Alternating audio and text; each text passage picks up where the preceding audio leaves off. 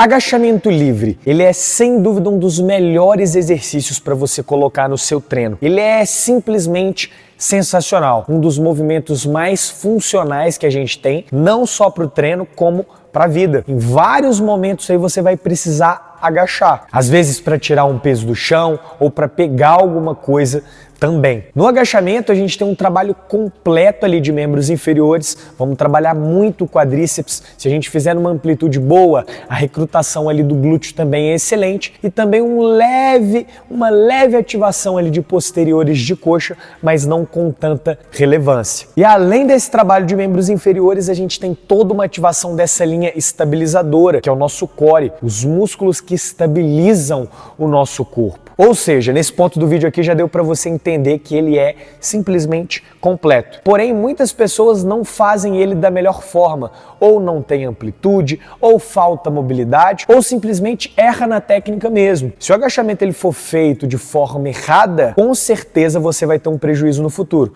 seja articular, alguma lesão, alguma dor que você vai sentir. Então a gente tem que ter técnica. E nesse vídeo é exatamente isso que eu vou te mostrar. Como fazer o agachamento livre de forma perfeita e eficiente. Todos os detalhes que a gente precisa saber. Antes da gente continuar, se você está conhecendo o canal agora, já se inscreve aqui embaixo, que aqui você vai encontrar conteúdo sobre fitness, exercícios, tudo isso e muito mais. Então já clica nesse botãozinho vermelho aí e vamos dar sequência, vamos construir esse agachamento livre perfeito. Vamos começar falando então pelos principais erros que acontecem na hora do agachamento. Inicialmente eu não vou nem pegar barra porque esses erros, eles já acontecem às vezes no agachamento com o peso corporal. E qual é o primeiro deles? É agachar deixando o calcanhar sair do chão. Então a pessoa vai descer, joga o peso lá na pontinha do pé, tem uma pressão enorme ali no joelho, fora que aqui eu não tenho estabilidade nenhuma. E qual o motivo que isso pode estar acontecendo? Às vezes não ter a consciência corporal para fazer, alguém de fora precisa ver, falar e a pessoa colocar isso em prática, manter o pé todo firme no chão, ou às vezes é uma falta de mobilidade de tornozelo. Aí a pessoa precisaria fazer um treino ali de mobilidade específica para melhorar isso. Mas partindo do pressuposto que você já tem essa mobilidade, o objetivo quando a gente for agachar é manter o pé todo chapado no chão. O peso ele não vai ficar na pontinha do pé e nem todo no calcanhar, porque da mesma forma isso vai tirar a minha estabilidade. Então pé todo fixo e firme no chão. Segundo erro, a pessoa vai descer e quando ela desce, ela deixa o quadril entrar, ela arredonda as costas. Aqui eu estou jogando a tensão toda para a lombar. Então a pessoa desce, relaxa tudo, encaixa o quadril. Quando a gente vai descer em um agachamento, a gente precisa pensar nessa ativação de glúteo. Então não vou deixar as costas arredondar. Inicia seu agachamento levando o quadril para trás e mantém ele lá atrás o tempo todo. Glúteo ativo. A partir do momento que eu perdi a ativação do glúteo ou do meu core, eu relaxo. Imagina com uma barra pesada nas nossas costas. A lombar não vai aguentar muito tempo não, isso eu te garanto. E ainda falando sobre essa fase excêntrica do movimento, essa descida, outro erro muito comum é a pessoa simplesmente descer descontrolado, solta, de qualquer jeito. Ela fica com tanta pressa para fazer o exercício que não pensa nos pontos ali que a gente acabou de comentar. Então vai descer no agachamento, controla, peito alto, uns 2 segundinhos para descer. Sente a ativação ali da coxa, projeta seu quadril para trás e desce levemente controlado. Não estou falando para você fazer uma fase excêntrica muito lenta, a não ser que seu treino peça isso. Mas uns 2 segundinhos para descida, para essa fase excêntrica, tá ótimo. E aqui a gente já engancha em outro erro, que é o joelho entrando na hora do agachamento. Às vezes a pessoa desce e não tem essa estabilidade, ele fica bambeando, entra lá para dentro. Mesma coisa que eu falei da lombar. Imagine isso aqui com peso em cima da articulação. Isso não é nada saudável. Eu vou agachar, eu vou pensar no quê?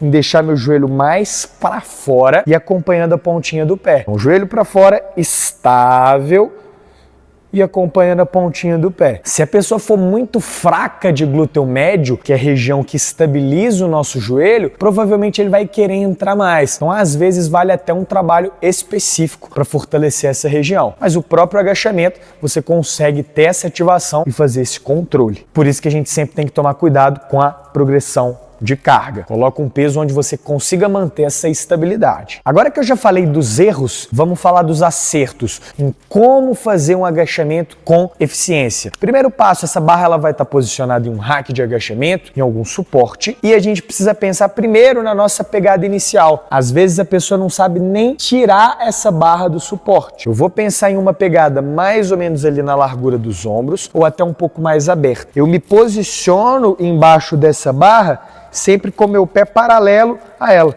Às vezes a pessoa deixa o pé lá atrás e já tira forçando a lombar. Não quero isso. Então, pé abaixo da linha da barra, abre o peito, olha para frente e deixa seu cotovelo apontado mais abaixo, nem lá na frente, nem lá atrás. Barra apoiada no trapézio, nunca no pescoço, na cervical. Tirei a barra do rack.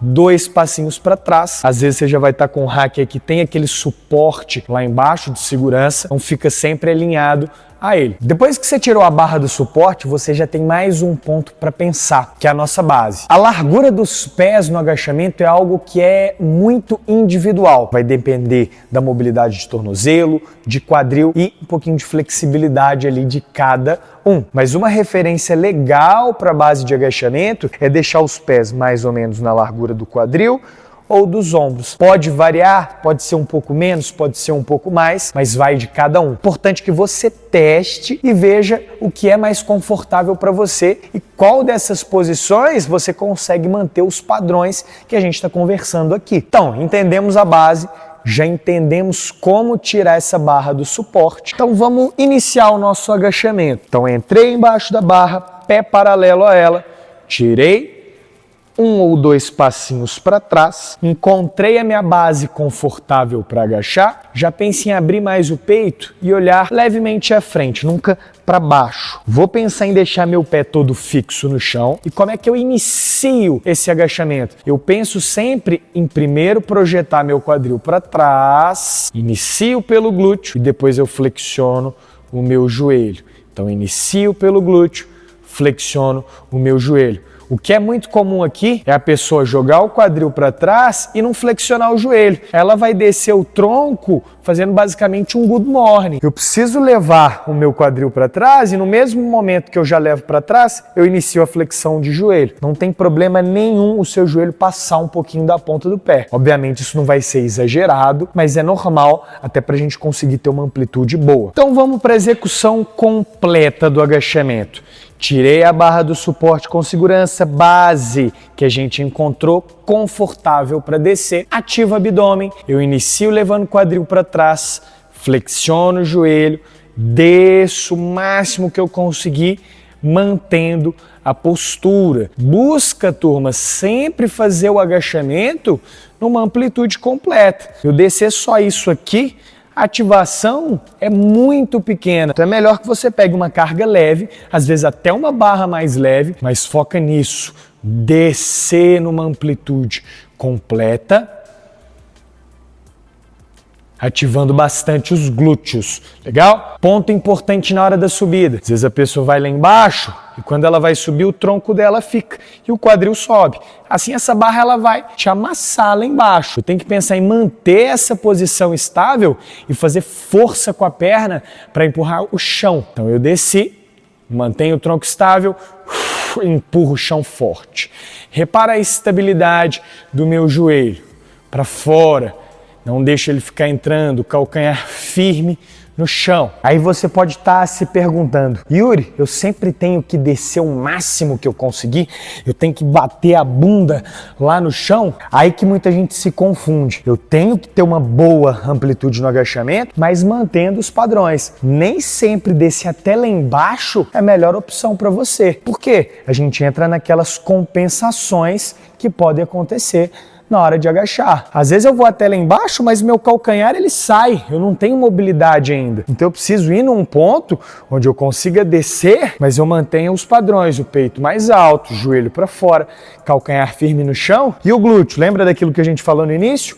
as costas não vão arredondar, porque se eu começo a arredondar ela, a tensão ela vai toda para a lombar. Conforme você vai dominando mais o exercício, você vai aumentar essa amplitude, não tem jeito. Mas nem sempre descer mais é a melhor opção. Dica importante aí para você que está começando a treinar, não tem tanta experiência, você não precisa necessariamente começar agachando com a barra. Você pode agachar só com o peso corporal inicialmente, depois pegar um halter, segurar ele aqui na linha do peito, mas foca na técnica, no padrão, em descer com uma boa amplitude e não na carga. Como eu falei, o agachamento ele é fundamental, um dos exercícios mais funcionais que a gente tem, mas você fazia ele no seu treino, sabia de todos esses pontos que a gente tinha que tomar cuidado na hora de agachar? Comenta isso aqui embaixo e manda esse vídeo para algum amigo seu que precisa aprender essas técnicas. Mas então esse foi o vídeo. Gente, obrigado por assistir e valeu!